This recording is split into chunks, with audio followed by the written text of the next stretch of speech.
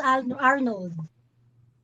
Kasi first of all, natutorn tayo sa false dichotomy na may dilawan and may DDS. Dapat hindi tayo ganun. Makakayumanggi tayo. Hindi tayo dapat nagsaside sa political colors. Ang pangit lang kasi is Wala, may difference. Arnold, do you have an impression that I am a DDS or that I am going to kiss Duterte's ass even in his most weird decisions? Why are Uh, you assuming na ganun? Siguro po when you said na yung sa part ng revolution, when it comes to disrespecting the democracy, Ah. kasi when sabi nyo nga sa inyo na nanggaling na people power comes from the people. Ah. Bakit naman na kunwari nagkakaroon na ng oppression, marami nang namamatay and marami nang Ano yung evidence. oppression? Ano yung oppression? Ano yung Ano example yung ng oppression? oppression?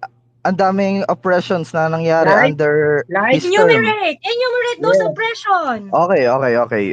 Yung EJK, hindi yun madadala sa ICC kung walang baseless or kung walang reliable information na What are the reliable nadala. information that is used in Tinanggap that ba? ICC case? Yeah.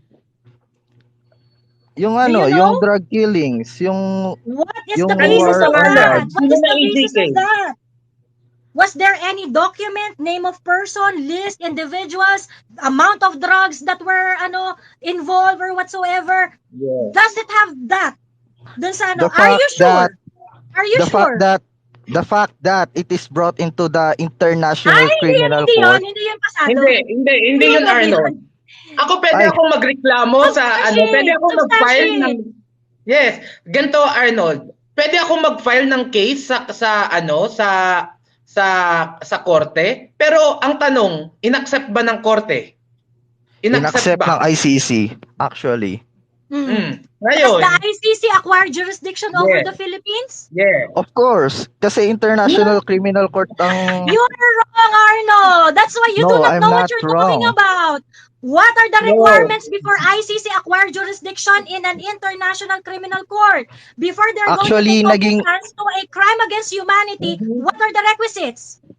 Wait, ang naging member tayo ng ICC pero si Duterte Remember mismo. anymore? Hindi. Anong Kaya nga, requisite? I mean, I was Hmm. about to say na nag-withdraw ang Philippines Hindi. from the Okay. ICC. Oh, so, Pero how ICC can acquire jurisdiction over us? Yeah. pero may jurisdiction sila in a way na kapag naging evident na merong crimes against humanity sa bansa na yon. Arnold, May do you know? prerequisite. Do you know? Let's say member pa rin tayo ng ICC ngayon, ha? Let's say member pa rin tayo ng ICC ngayon. Do you know that before an ICC, an International Criminal Court, can acquire jurisdiction over a claim that a certain crime against humanity happened in that country, you have to prove this fact first. And what is this fact? And this is just jurisdictional question, ha? Hindi pa natin pag-uusapan dito kung totoo yung EJK o hindi. Unang pag-uusapan natin dyan is that are those people who filed case in the ICC about this EJK, can they prove that there is no judicial system in the Philippines, that such crime cannot be addressed inside our country? Can you prove that? What's funny here in this conversation is What's funny is you do not know the rules. Yes. Hindi, obvious funny is you don't naman. know the rules. About. The funny Obvious thing here naman. is that Wait, you are pagsalitain saying nyo ako. Kasi sinasapawan nyo kasi yung points namin eh. Sinasapawan nyo yung point namin eh. I was asking you already. It's time for you to answer. And I want you to answer based on my last argument. Do you know that? That one of the requisites is that you have to prove first that our judicial system is not working before ICC can acquire jurisdiction over our country. I am not going to argue, for argument's sake, sasabihin ko na, kunwari ICC member pa rin tayo, kunwari hindi na yun issue, kunwari member pa rin tayo, nag-sign up pa rin tayo dyan, kunwari hindi na yun issue. How can you prove that the judicial system in the Philippines is not working anymore? Because that is a very, very important factor before the case can actually be heard by the ICC. Eto nga, ang funny kasi hindi nyo ako pinagsasalita kanina pa. Ganyan Ayan siguro nga, yung Nasalatian nga kita, but I want you to answer my last point. Answer my ayun nga, last point. I give you time. ganito ba yung tactic nyo when it comes to debate Hindi, na sumagot ka pag na. Yan ang tactic mo pag hindi ka Sumagot ka makasagot. na. Yan ang tactic pag hindi Hindi kasi makasagot. ito, Mm. ang obvious naman Sumagot ka kasi na. na it Sumagot all ka na. happened Obvious under na hindi mo Duterte alam ang sagot. administration. Ang Sumagot obvious na ka hindi na mo alam nga. ang sagot at hindi mo alam ang rules. And you are making fool of yourself. Talking about something that you do not know. Check the rules first. Hindi ako sumisigaw Ano lang to, normal ko to. Hindi ako galit sa'yo. Hindi ako galit sa'yo. I just tend to be passionate at times. Ay, Diyos ko, ang baseless ng... Hindi. Answer, your time. Answer. Kanina pa kami naghintay. Nung sagot mo. Di mo alam. I think even if I counter-argument your You points, answer. hindi nyo You answer. maiintindihan din kasi... Answer na. What we are waiting from you is an answer. Hindi yung palusot. We do not want anything else. Answer the point.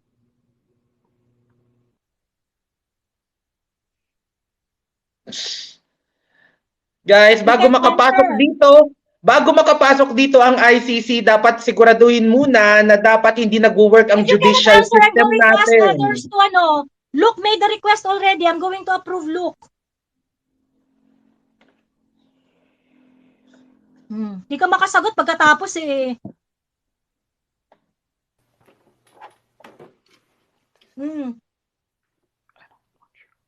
Hi. Hello, Hello? Luke. Am I heard? Yes, very clear. Yeah. Koko Lokoy, I wasn't telling you to shut up. It was more, I wanted to talk to Alvin. Si Alvin talaga yung sadya ko dito. Because? Wala lang. They made some very interesting points. I am not saying I don't watch I any can of your give content. my place to Alvin. Give the point first. No, I don't, just for transparency's sake, I don't watch any of your content. I don't interact with your content. No I worries. don't know what your politics is. I'm not here to call you DDS or what, but from what I can infer from listening over the past 30 minutes is that Go ahead. both of you are conservatives. You are vehemently against communism. You are against No, you're wrong. We are against terrorism. What we are against is communist terrorist group. Being a communist itself is not a crime. There's nothing wrong with it. Free education is a communist ideology. What we do not support and what we want gone in the society are the communist terrorist group. And who are they? CPP, the party, NPA, the armed group, and the NDF. And then DF, Okay. the legal front. Okay. I heard your little speech earlier. Okay, And you're very right. good. There is nothing wrong with being communist itself.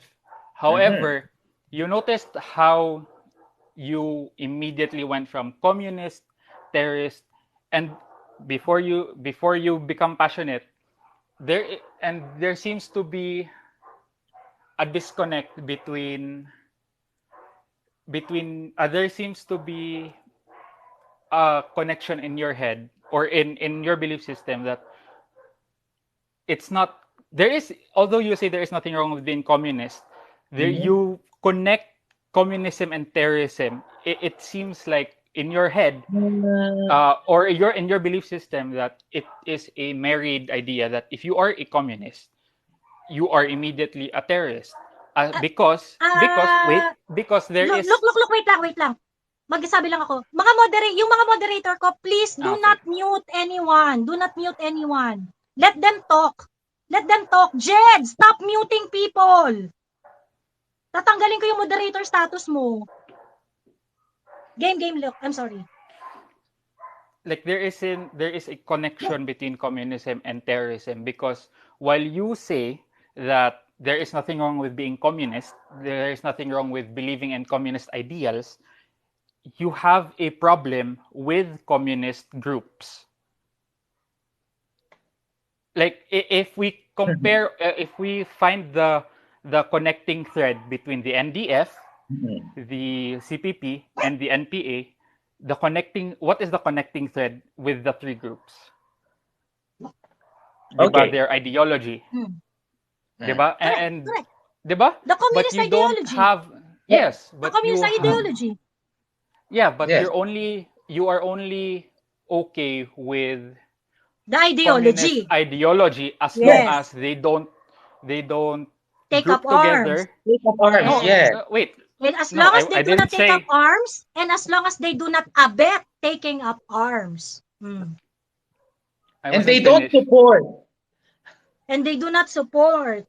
Well, yung abetting, it may come in many forms eh. Like, even if you're not going to hold arms, pero you're the one who's doing the orientation, you're the one who's facilitating these kids to join the armed movement, you are abetting the You are terrorist the group. you So are the that's the one who is difference between gathering funds.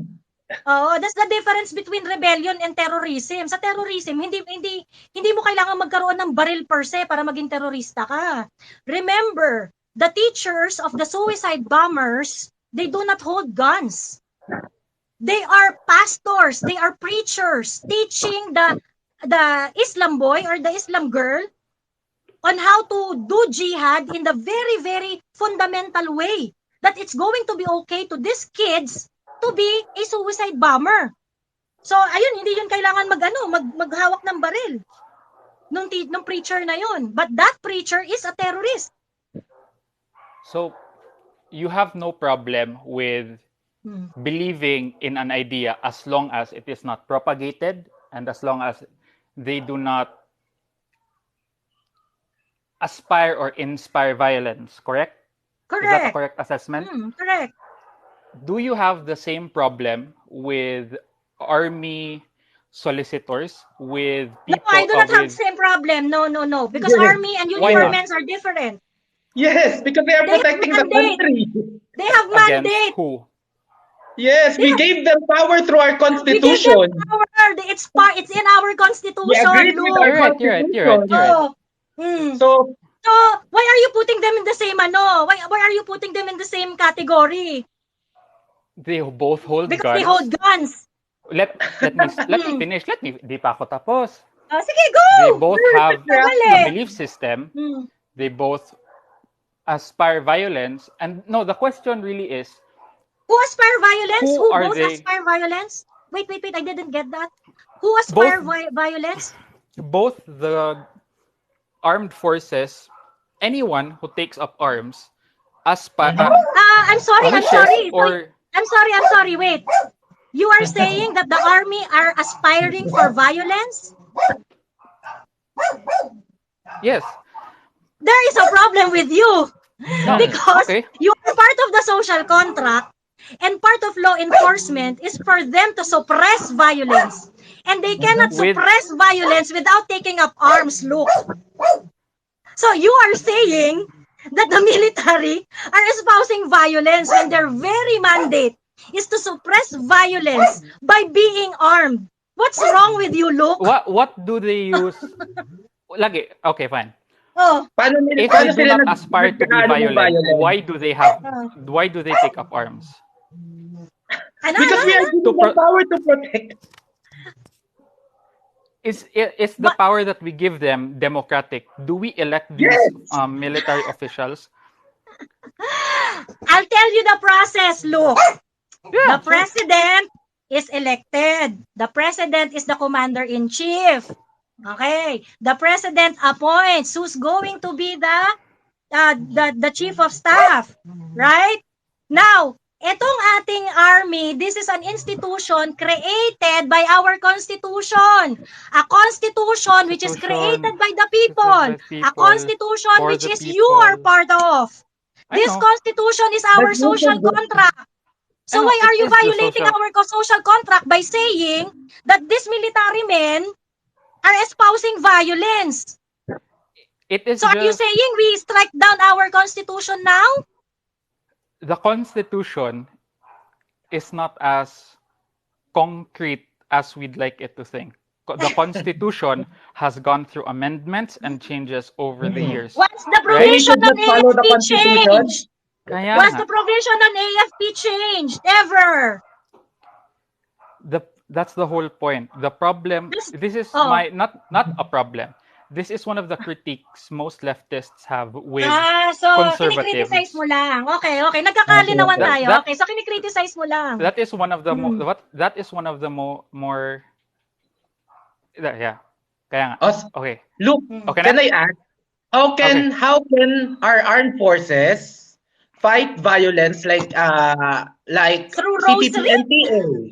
How can they fight them without taking up arms? How can they fight them? Praying? Give us your way, your solution. Alternative. How we can fight violence without giving power and guns to our armed forces? How about correct. Sige, go muna. I think there is much to be said about violence and how it is used. I think that the problem with fighting fire is that it burns down the whole forest. How? So how? If you're not going to fight fire with fire, how are you going to do it? Yes. With ano? With a smile. My mother. With your mother. With tackling the problems or tackling the habang tinututukan sila, has guns already. They are killing kids at salon. They are extorting people. They are putting properties in fire. So how do you want us to fight them? In people's faces. Come on, look. Do you think they will listen? Do you think they will listen? There is that. That is also a critique with conservatives. It's either you always social reality. Look, come on, wake up. No, because people call reality is just what people. We are not safe. Look, if NPA are here, that's the truth. Bakit? Look, are you saying that the whole in Kit Absalon's face is just a critique, or is it a fact? I have no idea who. So you do not know how much is the hole on Keith Absalon's face? You do not know how much? It is yay big. Yay big. That is not yay. So are you going to... And her face, the hole on her face is yay big. Is that a critique? What is that? That is a hole on her face. Pero that is the hole that is... So how are we going to fight that? And Kit Absalon is not even armed. Kit Absalon is not even armed. Tapos na? We good? No. We good? It's your turn, look. Okay, so ano magagawa ng critic mo? How? Will it save people like Kit Absalon? Kaya nga, no? Like, we always bring up all of the victims by the Communist Party. Yes, of course. Okay, I'll tell you how, Coco. This is not going to have any point if there are no victims. Coco, wait. Let me talk to Coco. You really want a solution? The solution here is not fighting them with bullets. The solution here is tackling the social issues that they are fighting for. Proper agrarian reform. While they are putting holes in people's faces? Are you fighting? Are you willing to risk people's lives, innocent lives? Are you willing to risk our people in the army? That's the difference here, my guy. That's the difference. They are willing to fight for us. They are willing to fight for us. Okay. You're both. While we are willing to risk our lives. Both of us are willing to risk something here. To kill us. Nah. We're both willing to risk that. Don't pinapatay tayo ng NPA. Okay lang. Let's talk bang. Agrarian reform. Patay. So, mamatay si Coco habang nag-agrarian reform tayo. Yun ang gusto ni Luke. Really? When the CPP and PA tried to reach a government... Kit Absalon is not even... Wait! Kit Absalon is not even armed. He's not fighting fire with fire. Tell me. Nawala ng connection si Luke. Nawala ng connection. Tell me. Sinasabi mo Luke, that we are fighting if fire you're with still fire. there, But Kit yes. Absalon is not armed. He is not fighting fire you're with back. fire. You're back, Luke. Tay. You're back. You're back, Luke. You're back. Yes. Kit Patay. Absalon is not fighting fire with fire. So tell me, Kit Absalon is not My armed. audio's being weird. My audio's being weird. Okay. Okay. My point, okay. Okay na? Okay, Luke, Teka. thank you for dropping by, but I'm going to add another one. Pero mag-place ka lang ng request kung sakaling matapos siya, i-add kita ulit. Ang point ko dito, sinasabi niya, we are fighting fire with fire. Pero si Kit Absalon is not fighting fire with fire, pero pinasabog pa rin yung mukha niya. So, ilan ang katulad ni Kit Absalon na not fighting Wait, fire with fire? Sorry, hindi ikaw yung a-add ko, pero sige, bibigyan kita ng time. Oh. Hindi ikaw yung i-add ko, ang i-add ko dapat si ano. Teka lang, saglit lang. Si Luke, if you have problems with uniform personnel, take it on me, uniform personnel. And we do not engage with violence kung hindi kami inuunahan. Kaya nga maraming namamatay na tropa eh. Ba yan? Anyway, makinig na ako, kumakain ako. Thank you. Thank you, Tito B. Thank you, Tito B. So wala dun yung point niya na we always fight fire with fire, but Kit Absalon doesn't even have a fire. Oh. Pero Real pinasabog pa fight rin is not yung mukha niya. kumbaya. Come on. Hindi siya, hindi siya kumbaya. Hike the kid Guys, from wake up! Hindi to yung parang ano nga yun, prayer yung parang... meeting lang tayo pagkatapos masosolve na yung ano. Oo. Hi po. Hi, Ma'am Joey. Parang Hi. lang yung sa movie na yung sa movie na Ender's Game, na you are willing to sacrifice all these innocent people. Correct. Akala nyo ganun lang yun?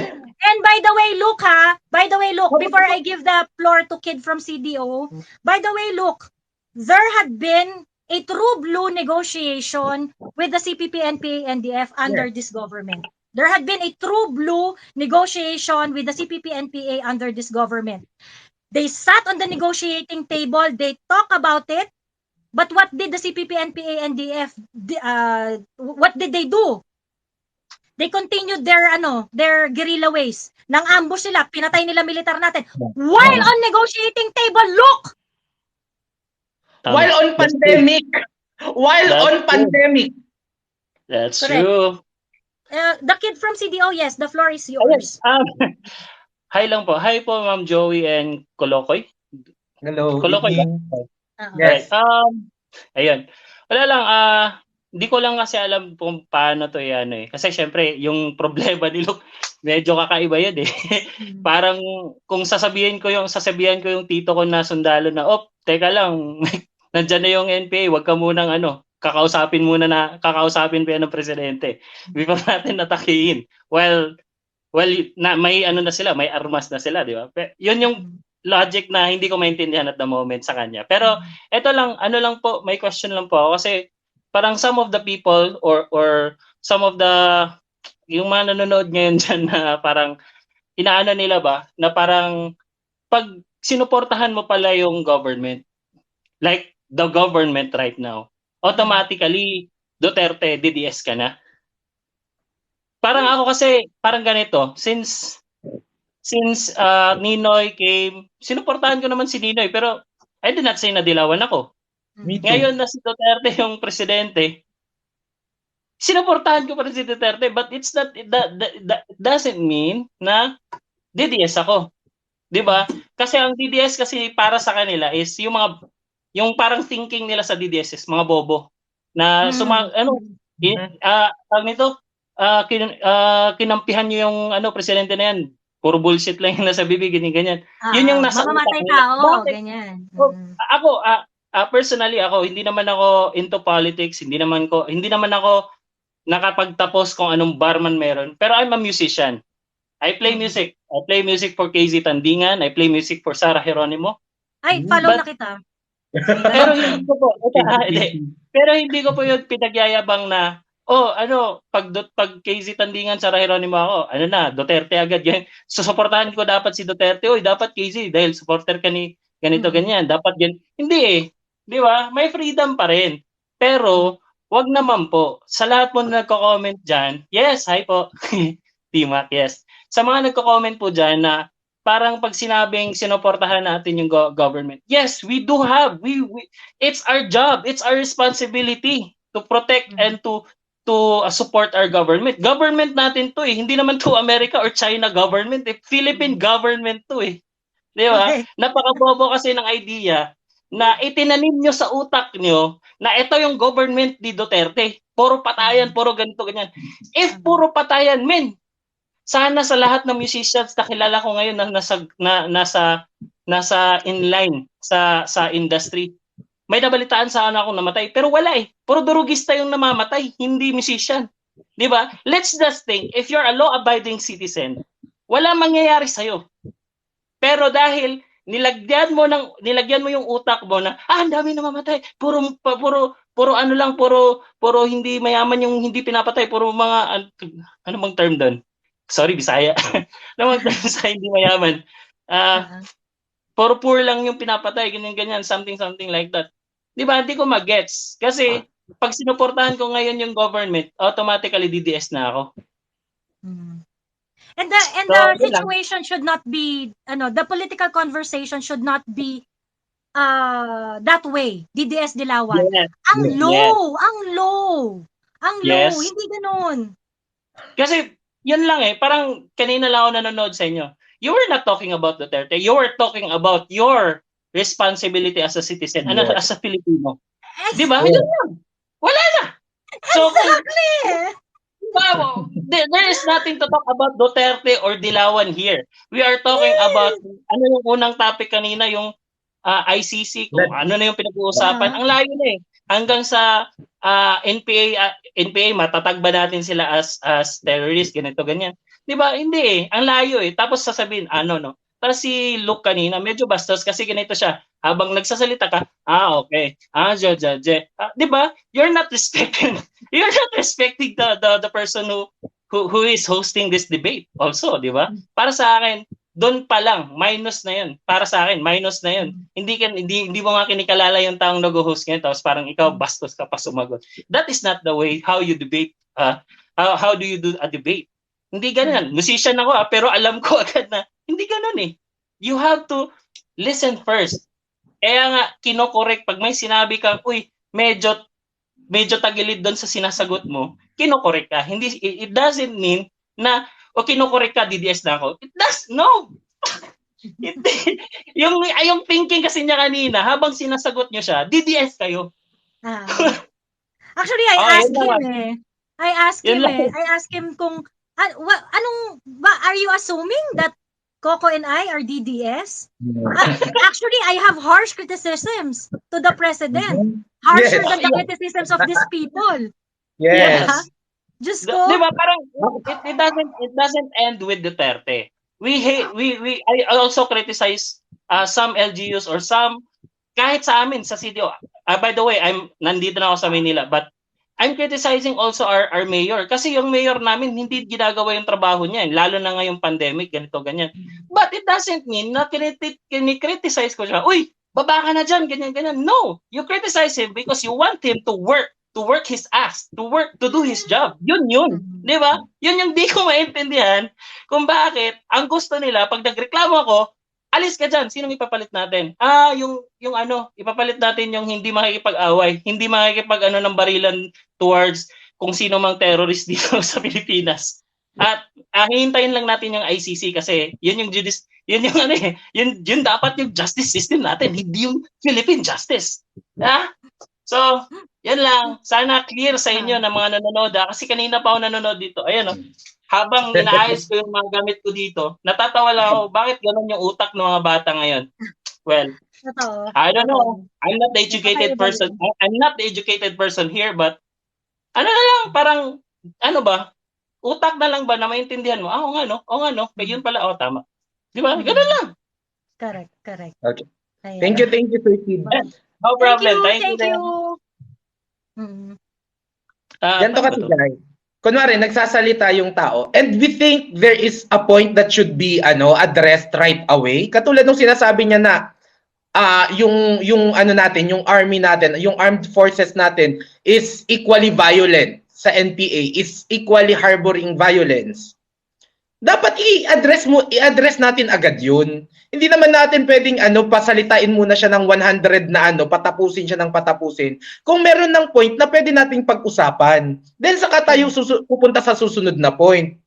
So, kung yun nga, hindi niya nasasagot kung paano natin lalabanan yung NPA without giving our forces arms. Nagsasuggest siya ng something na hindi feasible para sa atin. 'Di ba? Kung si Kit Absalon nga walang armas pero pinasabog pa rin yung muka, paano na lang yung mga armed forces natin kung tatanggalan natin ng baril? Correct. There were so many false assumptions there. There were so many false assumptions. So sinasabi nila, unang-una, ba't mo ine-equate ang NPA sa mga military men natin? Na ang military men natin humahawak ng baril, ang CPP-NPA humahawak ng baril, so pareha silang violent. Bakit mo sila i-equate? Yung isa authorized, yung isa hindi authorized. Ganun lang kasimple yun, guys. Ano ba naman yan? Ano ba naman yan? And, okay, I acknowledge the fact that there are some military men who may abuse their powers. Diba? Binigyan natin sila ng kapangyarihan. And there are some military men and some uniformed personnel who may abuse their power. Especially they're holding guns. Don't we have a system wherein we can hold this abusive military personnel in proper venue? We can sue them in the tribunal, in the military court. We can sue them in a regular court. We can sue them administratively. Ang dami-daming paraan. Ang dami-daming ways kung paano mo ma-hold yung erring military men, erring man in uniform. Pero kapag yung kay Kit Absalon, yung pumatay kay Kit Absalon, yung mga goons na NPA, pag gumawa sila ng krimen, how are we going to hold them accountable? Sige nga. Yung data yung mga information ng mga military men natin nasa record natin. Mahanap natin 'yan. Madam, yung may mga NPA, naman yung mga taong labas,